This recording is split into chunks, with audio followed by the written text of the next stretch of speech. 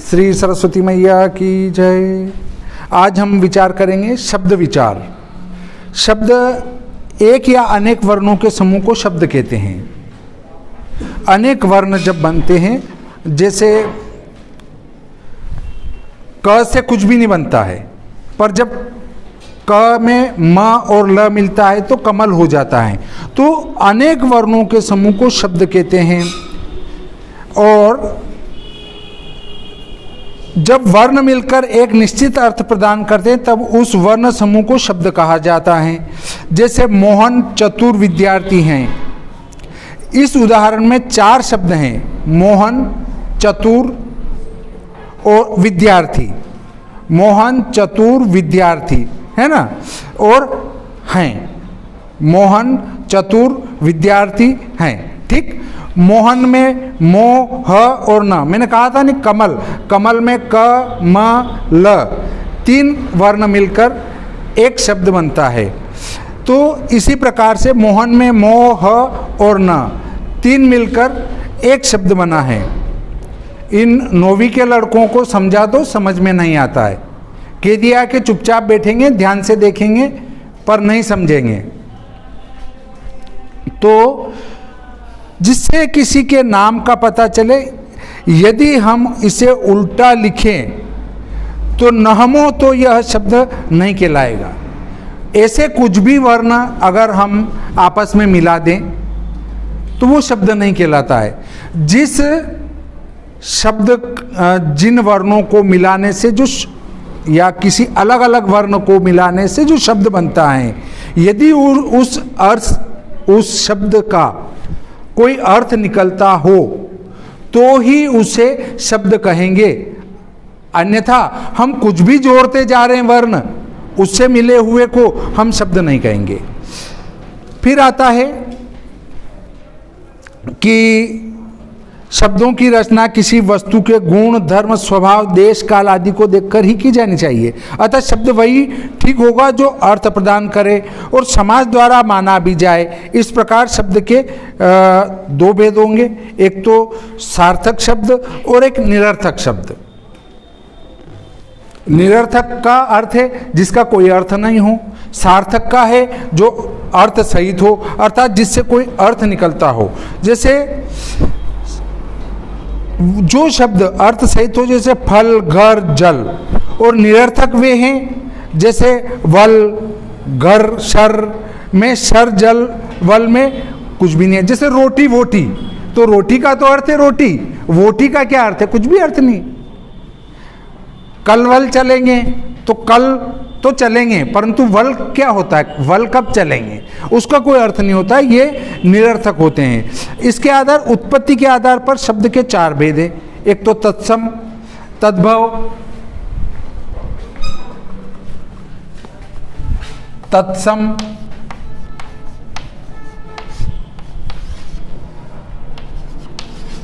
तद्भव, तत्सम, तद्भव, देशज और विदेशी।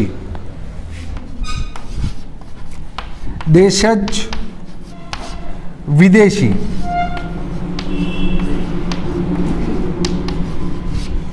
तो देखिए, तत्सम शब्द 2 शब्दों के मेल से बना है। तत् जिसका अर्थ है उसका, और सम जिसका अर्थ है समान। अर्थात जिन शब्दों का प्रयोग संस्कृत के समान ही हिंदी में किया जाता है उन्हें तत्सम कहते हैं। अर्थात जैसे वायु, जल, सूर्य, गुरु आदि, इनको संस्कृत में भी यही कहा जाता है। मतलब वे शब्द जो संस्कृत से सीधे ही हिंदी में प्रयोग किए जाते हैं, उनका अर्थ अलग नहीं किया गया है, उन्हें क्या कहते हैं? तत्सम शब्द कहते हैं। ऐसे तद्भव शब्द, तद भव भी 2 शब्दों के मेल से बना है। तत् और भव का, भव तत् का अर्थ है उससे, और भव का अर्थ है उत्पन्न होने वाला। जिन शब्दों का निर्माण संस्कृत शब्दों में कुछ परिवर्तन लाकर किया जाता है उन्हें तद्भव कहते हैं। मतलब है तो वो संस्कृत के ही शब्द हैं, परंतु यहाँ हमने थोड़ा सा उसमें कुछ जोड़ के बदल दिया, इसलिए उसको तद्भव कहने लगे। देखिए, सूर्य कहते हैं हम संस्कृत में, तो यहाँ हम सूरज कहने लग गए। और ऐसे ही रात्रि को हम रात कहते हैं, सर्प को सांप कहते हैं। तो ये थोड़ा बदलाव आने के कारण से उसे हम तद्भव शब्द कहेंगे। देशज शब्द, जो शब्द हिंदी में संस्कृत भाषा से नहीं आए और अपने ही देश की बोलियों और भाषाओं से बने हैं, इन शब्दों की मूल उत्पत्ति के विषय में पता नहीं चलता, इन्हें देशज शब्द कहते हैं। मतलब न तो वो विदेश से आए, न ही अपनी भाषा से आए। हमारे यहाँ कोई बोली चल रही थी और उसको हमने इसमें जोड़ दिया, तो वो हो गए देशज शब्द। जैसे पेट, लड़का, खिड़की, लोटा, जूता, पगड़ी, ये क्या होते हैं? देशज शब्द हैं। पीछे देख ले और वहाँ जाके उसके पास हंस और बातें कर, वहाँ जाके अच्छा रहेगा, बातें करेंगे तो। 9वीं में आ गए, अब तो अच्छे ऐसे ही काम करना पड़ेगा, टीचर पढ़ाए तो अपन पीछे देखो। उसके बाद विदेशी शब्द हैं। प्राचीन काल से भारत का विदेशों से संपर्क रहा है और विदेशों से कई यहाँ आए, यहाँ से विदेश गए, तो वहाँ से जो कुछ शब्द लेके आए वे शब्द क्या कहलाए? विदेशी शब्द कहलाए। तो ये समझ गए तत्सम, तद्भव, देशज और विदेशी। इस प्रकार हमारे जो हिंदी है उसके अंदर ये 4 प्रकार के जो है शब्दों का प्रयोग किया जाता है। देशी भी है, हमारे विदेश से भी आए हुए हमने उसको ऐसा का ऐसा यहाँ ले लिया। जैसे साइकिल है, रेल है, इनको यथावत हमने ग्रहण कर लिया। तो इस प्रकार ये 4 प्रकार के शब्दों का हम प्रयोग करते हैं। और व्युत्पत्ति के आधार पर भी शब्द के 3 भेद होते हैं: रूढ़ शब्द, यौगिक शब्द और योग रूढ़ शब्द। रूढ़ शब्द जिन शब्दों का प्रारंभ से ही एक निश्चित अर्थ होता है, पर यदि उसके खंड कर दिए जाएं तो कोई अर्थ नहीं निकलता, उन्हें रूढ़ शब्द कहते हैं। जैसे जल का अर्थ है पानी, यदि उसके खंड किए जाएं, ज अलग हो गया, ल अलग हो गया, तो कोई अर्थ नहीं निकलेगा। अर्थात रूढ़ शब्द वे हैं जिनको अलग अलग करने पर उसका कोई अर्थ नहीं निकलता है। अब इसके बाद आता है यौगिक शब्द। जो शब्द एक से अधिक शब्दों या शब्दांशों के मेल से बने होते हैं उन्हें यौगिक शब्द कहते हैं। शब्द जिन शब्दों के मेल से बनते हैं उनके खंड करने पर भी उनके अर्थ निकलते हैं। जैसे विद्यार्थी, विद्याधन अर्थी, समतल, समधन तल, सम समान, तल यानी एक सतह। तो यौगिक शब्द कौन से हैं? 2 स्वतंत्र शब्द जुड़े, मतलब इसका भी अर्थ था, इसका भी अर्थ था, ये मिल गया और एक शब्द बन गया, तो वो यौगिक कहलाए। और रूढ़ शब्द जिनको अलग अलग कर दिया तो उसका कोई अर्थ नहीं निकला। जैसे कमल, क को अलग किया, म को अलग किया, या क को अलग किया, मल को अलग रख दिया, तो भी कोई अर्थ नहीं निकलेगा। दोनों तरफ का अर्थ निकलना चाहिए। अब अगला आता है योग रूढ़।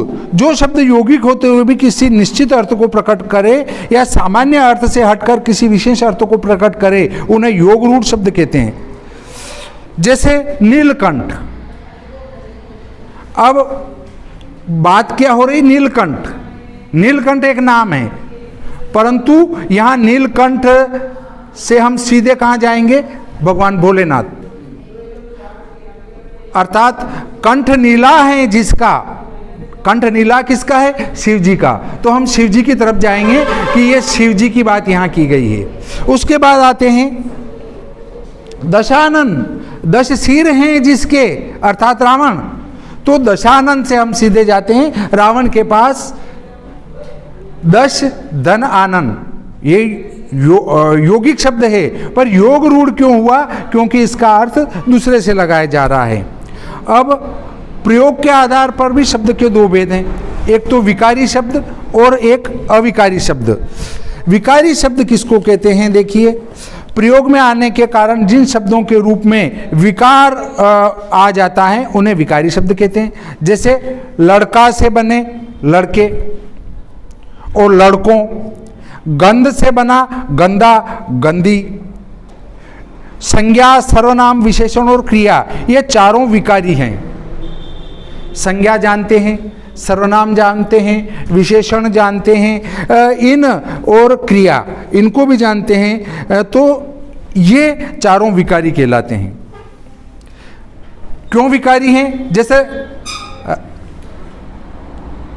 लड़का तो लड़के, लड़का क्या है? संज्ञा है, तो लड़के हो गया, इसमें विकार आ गया, इसलिए इनको कहते हैं विकारी शब्द, है ना।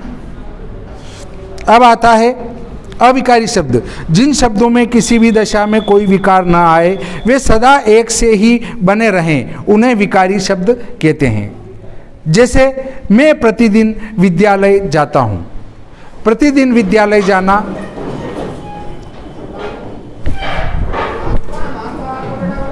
दोनों वाक्यों में, हाँ हो गया, हो, हाँ हाँ वो करा दी, हाँ करा दी, हो। दोनों वाक्यों में क्रिया विशेषण प्रतिदिन समान ही है। क्रिया विशेषण संबंध बोधक, समुच्चय बोधक और विस्मयादि बोधक शब्दों में परिवर्तन नहीं होता, अतः इन्हें अविकारी कहते हैं। संस्कृत में इन्हें अव्यय भी कहा जाता है। जैसे अविकारी शब्द अव्यय। अव्यय वे शब्द जो किसी भी कंडीशन में नहीं बदलते हैं, अव्यय कहलाते हैं। जैसे और, मैं और तू, तुम दोनों और हम दोनों, तुम सब और हम सब, और तो वो ही रहा ना, और में परिवर्तन नहीं हुआ, चाहे हमारा एक वचन हुआ, द्विवचन हुआ और बहुवचन हुआ। वचन में परिवर्तन के कारण भी और में कोई परिवर्तन नहीं होने से ये जो कहलाता है वो अविकारी शब्द या अव्यय शब्द कहलाते हैं। अब संज्ञा कहते हैं किसी व्यक्ति, वस्तु, स्थान, भाव आदि के नाम को संज्ञा कहते हैं। किसी व्यक्ति, वस्तु, स्थान, भाव आदि के नाम को संज्ञा कहते हैं। अब संज्ञा के भेद हैं। एक तो व्यक्तिवाचक संज्ञा, जातिवाचक संज्ञा और भाववाचक संज्ञा। व्यक्तिवाचक संज्ञा किसे कहते हैं? जिस संज्ञा शब्द से ही किसी विशेष व्यक्ति, वस्तु या स्थान का बोध हो, उसे व्यक्तिवाचक संज्ञा कहते हैं। जैसे भारत, तो भारत का बोध हो रहा है। दिल्ली, तो दिल्ली का बोध हो रहा है। राम, राम का बोध हो रहा है। कृष्ण, कृष्ण का बोध हो रहा है। अब जातिवाचक संज्ञा, जिस शब्द से किसी जाति का बोध हो उसे जातिवाचक संज्ञा कहेंगे। जैसे छात्र, छात्र, छात्र एक जाति है। जाति का अर्थ नहीं कि समाज है, जाति का अर्थ होता है कि कोई एक समूह। छात्र, विद्यार्थी, ऐसे जो है ये होते हैं जातिवाचक संज्ञा। जैसे केले, केला कोई एक केला नहीं है, केले बहुत सारे हैं, तो उस समूह को जातिवाचक संज्ञा कहते हैं। वृक्ष, डाकिया, बकरी, बकरी कोई एक नहीं है। जाति, जाति का बोध जहाँ होता हो। और भाववाचक संज्ञा, जिस संज्ञा शब्द से किसी व्यक्ति या पदार्थ के गुण, भाव, धर्म, दशा आदि का बोध हो उसे भाववाचक संज्ञा कहते हैं। जैसे बचपन, बचपन एक नाम है, परंतु बचपन क्या है? दिखता नहीं है। ऐसे ही मित्रता, मित्रता दिखती नहीं है, भाव है केवल कि मित्रता है। ऐसे बुढ़ापा, बाल सफेद हो जाते हैं परंतु बुढ़ापा नहीं दिखता है। झुर्रियां पड़ गई उसको कहते हैं बुढ़ापा, है ना, पर वो बुढ़ापा नहीं दिखता है, केवल व्यक्ति का शरीर जो है जीर्ण हो गया है वो दिखता है। अब भाववाचक संज्ञाएं जो है समझ चुके, जातिवाचक संज्ञा समझ चुके। अब चलते हैं लिंग पर। जिस शब्द से स्त्री या पुरुष का बोध हो उसे लिंग कहते हैं, परंतु संस्कृत में बात होती तीन लिंग की। जिस शब्द से पुरुष, स्त्री या नपुंसक का ज्ञान हो उन्हें लिंग कहते हैं। ठीक है। लिंग शब्द का अर्थ है चिन्ह। चिन्ह से संज्ञा या सर्वनाम शब्दों के स्त्री जाति या पुरुष जाति का ज्ञान हो उसे लिंग कहते हैं। सभी प्राणीवाचक और या अप्राणीवाचक संज्ञाएं हिंदी में लिंग के दो भेदों में बांटी गई है। लिंग के दो भेद बांटे गए हैं, परंतु संस्कृत में लिंग को 3 भेदों में बांटा गया है, स्त्रीलिंग, पुल्लिंग और नपुंसक लिंग। जो न स्त्री हो न पुरुष हो उसको नपुंसक लिंग में रखा जाता है, और जिससे पुरुष का बोध हो वो पुरुष है, स्त्री का बोध हो वो स्त्री है। परंतु हिंदी में जिसका लिंग नहीं है और शब्द से लग रहा है कि ये स्त्री है तो उसे स्त्रीलिंग कहेंगे, शब्द से लग रहा है कि पुरुष है तो उसको पुल्लिंग कहेंगे। इसके बाद आते हैं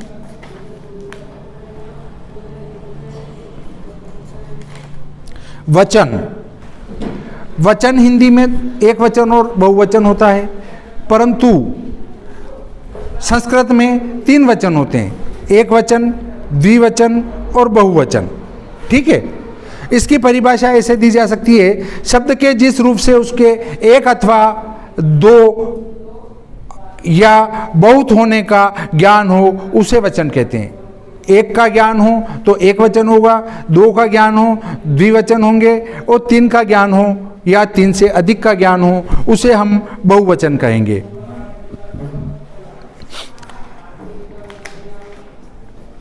सर्वनाम शब्द। सर्वनाम शब्द वे हैं जो संज्ञा के स्थान पर प्रयुक्त होते हैं। राम जा रहा है, राम जा रहा है, राम संज्ञा है, परंतु राम की जगह हम कहेंगे वह जा रहा है। तो वह, वे, तुम, तू, ये संज्ञा के स्थान पर प्रयुक्त होते हैं, इसलिए इनको क्या कहते हैं? सर्वनाम। तो सर्वनाम की परिभाषा कैसे दी जा सकती है? जो शब्द संज्ञा के स्थान पर प्रयुक्त होकर वाक्य का सौंदर्य बढ़ाते हैं उन्हें सर्वनाम कहते हैं। ये बात समझ में आ चुकी होगी। पुरुषवाचक सर्वनाम, जिससे पुरुष का बोध हो उसे पुरुषवाचक सर्वनाम कहेंगे। और निश्चयवाचक सर्वनाम, निश्चयवाचक का अर्थ है कि हम निश्चित कर लें, परंतु इससे पहले एक बात और आती है कि ये पुरुषवाचक सर्वनाम हैं, वो उसके 3 भेद हैं। उसमें मैंने पहले समझाया था, प्रथम पुरुष, मध्यम पुरुष, उत्तम पुरुष। प्रथम पुरुष, मध्यम पुरुष, उत्तम पुरुष। व्यक्ति उत्तम किसको मानता है? सबसे अच्छा कौन है?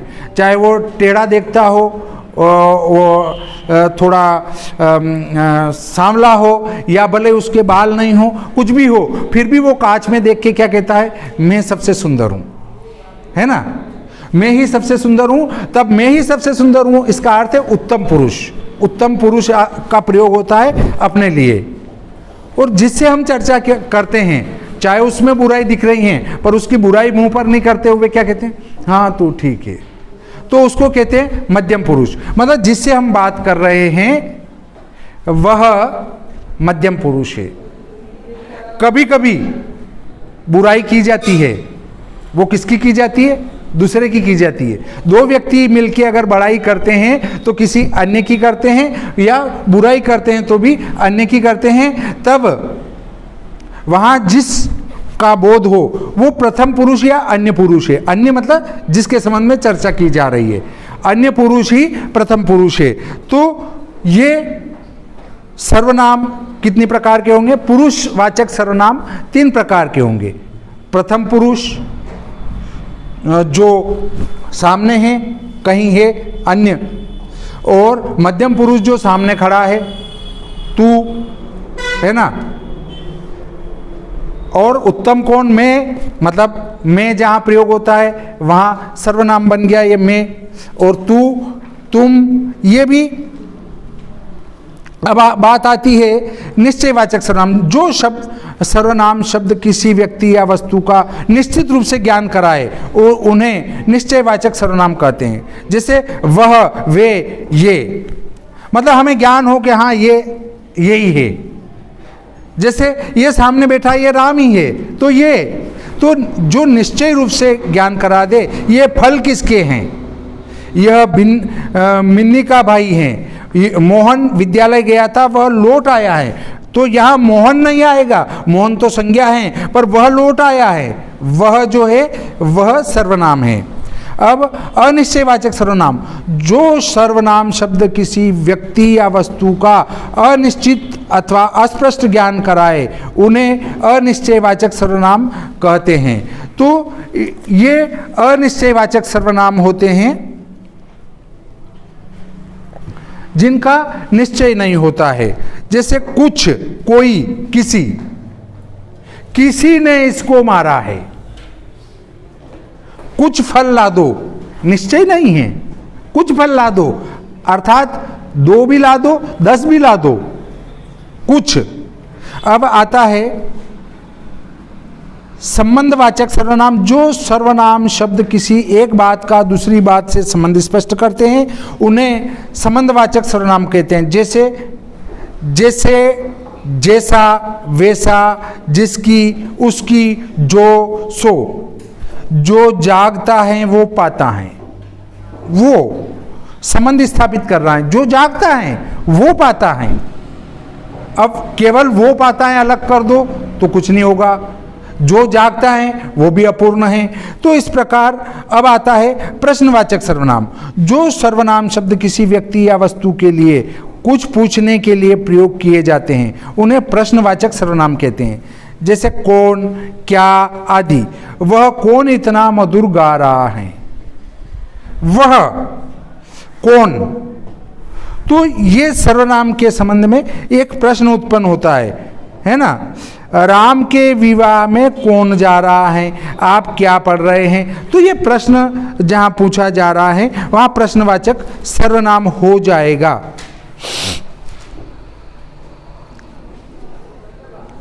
अर्थात उसमें सीधा उसके बाद ही कौन क्या नहीं होना चाहिए, वह कौन। इसका अर्थ नहीं कि यहां पे कौन लगे क्या लगे, वह जो सर्वनाम शब्द का प्रयोग किया जाकर उसमें प्रश्न पूछा जा रहा है, मतलब उसको प्रश्न बनाया जा रहा है, तो वो प्रश्नवाचक सर्वनाम होगा। विशेषण, वे शब्द जो विशेषता बताते हों विशेषण कहलाते हैं। विशेषण कितने प्रकार के हो सकते हैं? 2 प्रकार के, और फिर उनके भेद भी हैं। मुख्य रूप से तो एक तो क्रिया की विशेषता बताने वाले शब्दों को क्रिया विशेषण कहते हैं, संज्ञा सर्वनाम की विशेषता बताने वाले को विशेषण कहते हैं। विशेषण और क्रिया विशेषण 2 भेद हो जाते हैं। अब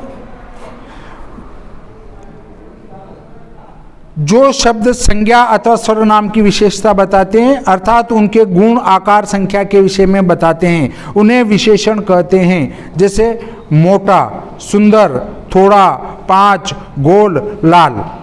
जैसे शक्ति होनहार बालक है। शक्ति एक लड़का है पर वो होनहार है, उसकी विशेषता है, इससे उसे क्या कहेंगे?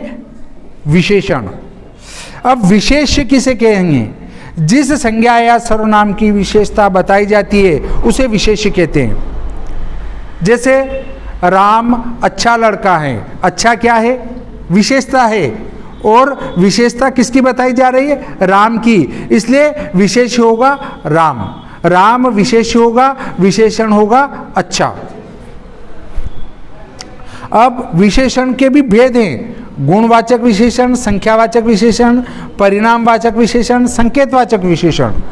गुणवाचक विशेषण में आता है जो विशेषण शब्द, संज्ञा या सर्वनाम के गुण, दोष, रंग, आकार, अवस्था आदि का ज्ञान कराते हैं, उन्हें गुणवाचक विशेषण कहते हैं। जैसे यह विद्वान शिक्षक हैं, ये उसका गुण है विद्वान होना, तो इसे गुणवाचक विशेषण कहेंगे। जैसे यह काला लड़का है, काला उसका गुण है, इसलिए उसे गुणवाचक विशेषण कहेंगे। और संख्यावाचक विशेषण, जो विशेषण शब्द संख्या का ज्ञान कराए उन्हें संख्यावाचक विशेषण कहते हैं। दिव्या के पास 5 आम हैं, ये उसकी विशेषता है। क्या है दिव्या की? कि उसके पास 5 आम हैं, तो इसको कहेंगे संख्यावाचक विशेषण। अब आता है परिमाणवाचक विशेषण, जो विशेषण शब्द संज्ञा या सर्वनाम का माप तोल बताते हैं, परिमाण माप, उन्हें परिमाणवाचक विशेषण कहते हैं। जैसे वंदना को 4 मीटर कपड़ा चाहिए, ये उसकी विशेषता है, पर उसको कपड़ा कितना चाहिए? 4 मीटर कपड़ा चाहिए, इसलिए 4 मीटर उसका परिमाण बता रहा है, इसलिए इसे परिमाणवाचक सर्वनाम कहेंगे। सर्वनामिक विशेषण अथवा संकेतवाचक विशेषण, जो सर्वनाम शब्द संज्ञा शब्दों से पूर्व प्रयुक्त होकर विशेषण का काम करे, उन्हें सर्वनाम अथवा संकेतवाचक विशेषण कहते हैं। यह पुस्तक राम की है, यह संज्ञा के पहले जुड़ेंगे। पुस्तक है, पर वो किसकी है? राम की है ना। ऐसे ही मूलावस्था, जिस विशेषण शब्द के द्वारा एक वस्तु का गुण दोष पता चले परंतु किसी अन्य से उसकी तुलना न हो, जैसे कुरूप, पतली आदि, ये मूल अवस्था है। उत्तरावस्था, जिस विशेषण शब्द के द्वारा किसी एक वस्तु के गुण दोष को किसी दूसरे वस्तु के गुण दोष से अधिक बताया जाए, उसे उच्चतर, प्रियतर आदि कहते हैं। उत्तमावस्था, जिस विशेषण शब्द के द्वारा किसी एक वस्तु के गुण दोष को अन्य सभी से अधिक बताया जाए, जैसे उच्चतम, प्रियतम। जैसे इस लड़के से ये लड़का ज़्यादा अच्छा पढ़ता है, तो उसे क्या कहते हैं? उत्तमावस्था। इस प्रकार हम विशेषण के संबंध में पढ़ चुके। अब क्रिया कहेंगे। जिस शब्द से किसी कार्य का करना या होना पाया जाता है, उसे क्रिया कहते हैं। ठीक है। क्रिया भी सकर्मक क्रिया होती हैं और अकर्मक क्रिया होती हैं। अकर्मक क्रिया किसे कहते हैं? जिन क्रियाओं में कर्म नहीं होता, अर्थात जिन क्रिया शब्दों के आधार पर या जिन क्रिया शब्दों के व्यापार का फल कर्ता पर पड़ता है, उन्हें अकर्मक क्रिया कहते हैं। मोहन गाता है, नेहा खेलती हैं। इसका किस पर पड़ रहा है प्रभाव? कर्ता पर पड़ रहा है। कर्ता पर कैसे? कि राम गाता है, तो राम कैसा गा रहा है, उसका प्रभाव सीधा गाने पे पड़ रहा है। कि गा अच्छा रहा है या खराब पड़ रहा है, वो राम पर प्रभाव पड़ रहा है। गाने का राम पर, राम का गाने पर, क्योंकि उसको अच्छा करने के लिए अच्छा गाना है और अच्छा गा रहा है, तो उसका सीधा प्रभाव राम पर पड़ेगा, उसकी उन्नति होगी। इसके बाद सकर्म क्रिया, जिन क्रिया शब्दों के व्यापार का फल कर्म पर पड़ता है, उन्हें सकर्म क्रिया कहते हैं। माली पौधों को सींचता है, सींचना क्रिया है। अगर माली पौधों को नहीं सींचेगा तो उसका प्रभाव माली पे पड़ेगा या पौधों पे पड़ेगा? पौधों पे पड़ेगा, क्योंकि पौधे सूख जाएंगे। इसलिए व्यापार का प्रभाव यदि कर्म पर पड़ता हो तो उसे कहते हैं सकर्मक क्रिया। अब कहते हैं एक कर्मक क्रिया। जिस वाक्य में केवल एक ही कर्म हो वहाँ एक कर्म क्रिया होती है। जैसे पिताजी अखबार पढ़ते हैं, पढ़ना क्रिया है, अखबार कर्म है। इसमें पहले वाक्य में अखबार और दूसरे वाक्य में फल, शाम फल खाता है जैसे, तो फल खाना क्रिया है, कर्म क्या है? फल है। द्विकर्म क्रिया, जिन वाक्य में दो कर्म हो उसे द्विकर्म क्रिया कहते हैं। राम ने रावण को बाण से मारा, है ना, मारना भी क्रिया है। राम ने रावण को बाण से मारा।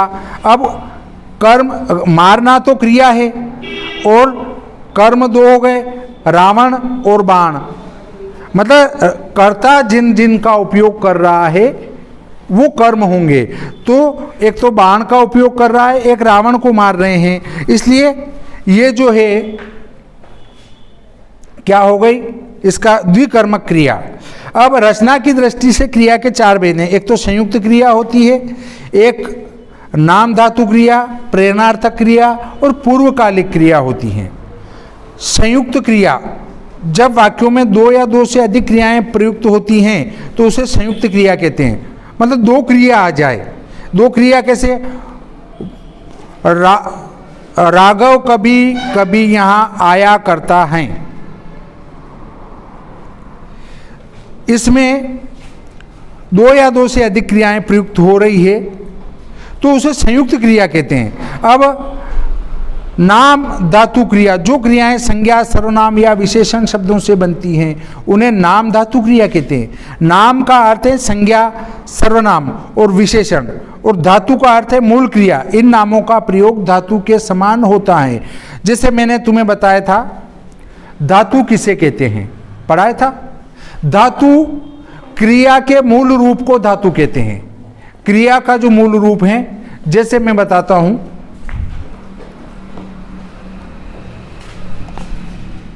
पठ, ये क्रिया का मूल रूप है, इसलिए इसको कहेंगे धातु। गम, ये क्रिया का मूल रूप है, इसलिए इसे कहेंगे धातु। ठीक है। काल, काल मैंने बताया था 3 प्रकार के होते हैं, भूत, भविष्य, वर्तमान। वर्तमान जो चल रहा है, भविष्य जो आएगा। भूत अगर भूल जाए तो व्यक्ति मरने के बाद भूत होता है, अर्थात जो मर चुका है, मतलब पहले मरा था इसलिए भूत हुआ, तो इसलिए उसको कहेंगे हम भूतकाल, अर्थात जो बीत चुका है वो भूत है, आने वाला है वो भविष्य है, और वर्तमान जो है अभी चल रहा है। अब भूतकाल में भी 6 भेद है। सामान्य भूतकाल, आसन्न भूतकाल, अपूर्ण भूतकाल, पूर्ण भूतकाल, संदिग्ध भूतकाल और हेतु मत भूतकाल, ये 6 भेद हैं।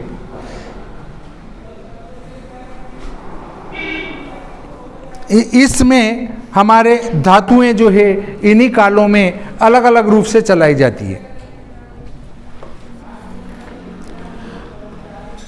वाच्य क्रिया के जिस रूप से यह ज्ञात हो कि वाक्य में आया क्रिया का मुख्य विषय कर्ता है, कर्म है या भाव हैं, उसे वाच्य कहते हैं। वाच्य के 3 भेद हैं, कर्तृवाच्य, कर्मवाच्य और भाववाच्य।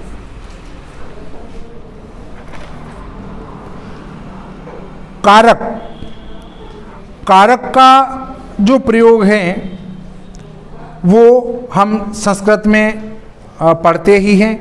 जैसे कर्ता ने, कर्ता ने का अर्थ है रावण ने राम को मारा। कर्ता कौन है? राम है। तो राम ने रावण को मारा, तो कर्ता राम है, इसलिए ने से जुड़ेगा। कर्म को, कर्म क्या है? रावण है, रावण को मारा, इसलिए को आएगा। कर्ता ने कर्म को, करण कारक से के द्वारा, संप्रदान कारक को के लिए, अपादान कारक से अलग होने में प्रयोग होता है। संबंध कारक काके की, का के की, अधिकरण में आता है मैं पर, संबोधन कारक में आता है हे अरे। अब जैसे कर्ता कारक को अगर हम समझें तो वाक्य में संज्ञा या सर्वनाम के जिस रूप से क्रिया को करने वाले का ज्ञान हो वहाँ कर्ता कारक होता है। इसकी विभक्ति ने है, कभी कभी ने विभक्ति स्पष्ट न होकर छिपी रहती हैं। सीता गाना गा रही है,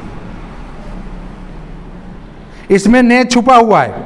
सीता ने गाना गा रही है, ऐसा अशुद्ध हो जाएगा, इसलिए वो नो को साइलेंट कर दिया, लिखा नहीं, और सीता गाना गा रही है। ठीक है। इसके बाद आता है कर्म कारक। जिस वाक्य में कर्ता के कार्य का फल जिस व्यक्ति या वस्तु पर पड़े उसे कर्म कारक कहते हैं। जैसे इसका विभक्ति चिन्ह को है, इसमें भी कभी कभी विभक्ति चिन्ह छिप जाता है। राधा ने श्याम को भोजन दिया, ठीक है, श्याम है कर्म, इसलिए को से जुड़ा है। परंतु इसमें आता है आशा पुस्तक पढ़ती है, तो आशा ने पुस्तक को पढ़ती हैं, गलत हो जाएगा, इसलिए ने भी इसमें साइलेंट हो गया और को भी साइलेंट हो गया। ठीक है। और यहाँ सीधा हो गया आशा पुस्तक पढ़ती है। ठीक। आगे चलते हैं करण कारक। तीसरा आता है करण कारक। वाक्य में कर्ता जिस साधन की सहायता से क्रिया को पूर्ण करता है उसे करण कारक कहते हैं। इसका विभक्ति चिन्ह से के द्वारा है।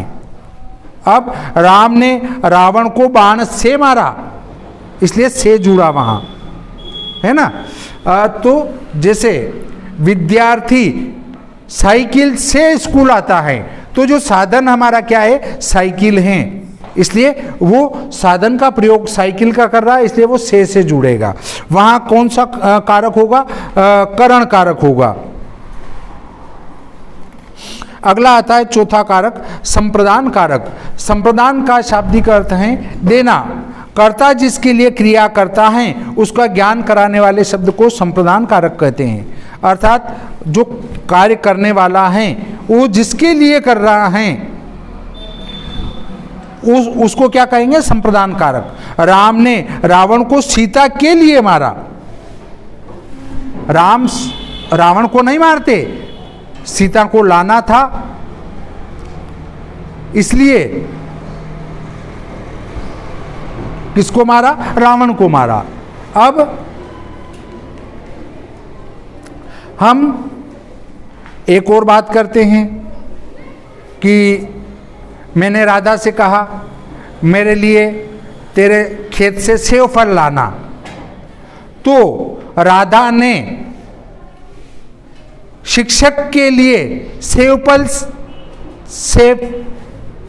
फल के पेड़ से फल तोड़े या सेव फल के पेड़ से सेव फल तोड़े, तो वो के लिए, किसके लिए ला रही है, वो सर के लिए। तो राधा ने शिक्षक के लिए सेवफल के पेड़ से सेवफल तोड़े, तो के लिए का संप्रदान कारक होता है।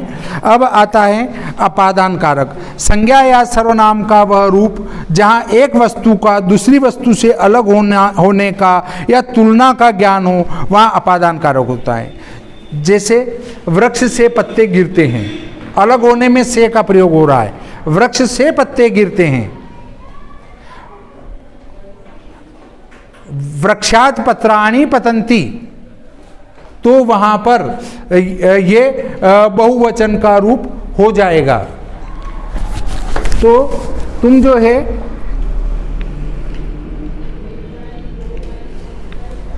इस प्रकार, हाँ, इस प्रकार जो है अब अपादान कारक हुआ। उसके बाद चलेंगे संबंध कारक।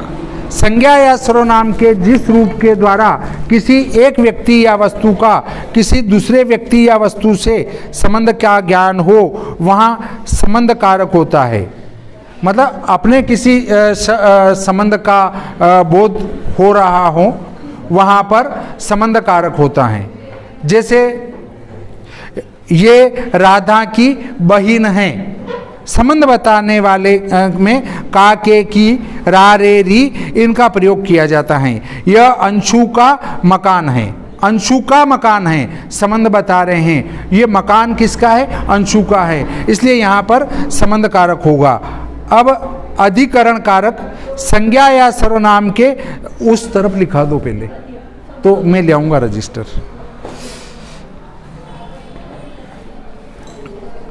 संबंध कारक होता है, अधिकरण कारक में कहते हैं संज्ञा या सर्वनाम के जिस रूप के द्वारा क्रिया का आधार प्रकट हो, अर्थात स्थान या समय का ज्ञान हो, वहाँ अधिकरण कारक होता है।